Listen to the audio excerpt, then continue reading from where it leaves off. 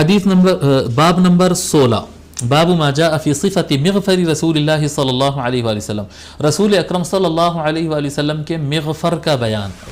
مغفر کیا ہے؟ یہ مغفر کے بارے میں عام طور پر اس کو لوگ جو کہتے ہیں جنگ کے لیے استعمال کی جانے والا جو ہیلمٹ ہوتا ہے، جی خود کہتے ہیں اردو میں، اس کو خود کہتے ہیں یا خودہ کہتے ہیں، وہ اصل میں عربی سے لے لیے سو لفظ ہے، عربی میں خودہ کہتے ہیں، وہ ہیلمٹ جو ہوتا ہے نا اس کو خودہ کہتے ہیں ہیلمٹ کو۔ تو وہ جو جنگ کے لیے استعمال ہوتا ہے نا، لوہے کے بنا کر پہنتے ہیں سر کے اوپر، اس کو سمجھ لیے ہیں لوگ، لیکن میں جہاں تک سمجھتا ہوں مغفر وہ نہیں ہے۔ مغفر کہتے ہیں، آپ حضرات دیکھے ہوئے ہیں غالباً، مغفر کہتے ہیں لوہے سے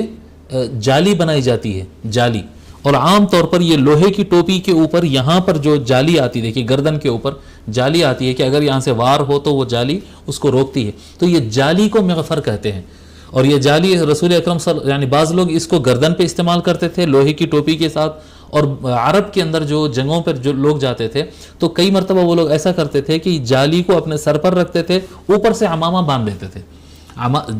شملہ باندھ کے جنگ کرتے ہوتے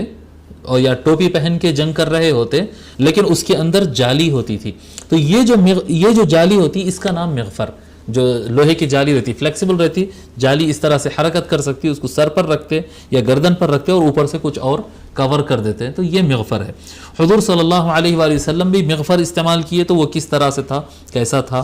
اس کے بارے میں یہ بیان ہے، ٹھیک ہے۔